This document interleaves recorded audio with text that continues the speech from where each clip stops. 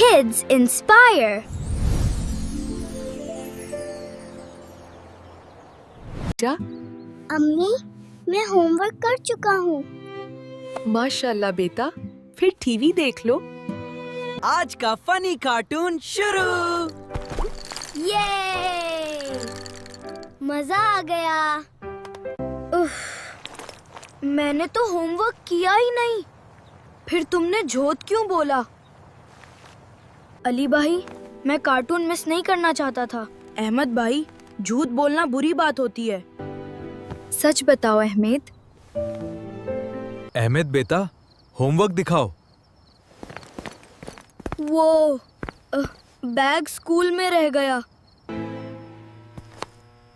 अहमद बेटा, तुम्हारा बैग तो यहाँ पड़ा है।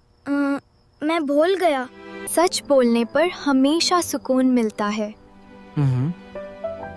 अब मैं कभी झूठ नहीं बोलूंगा।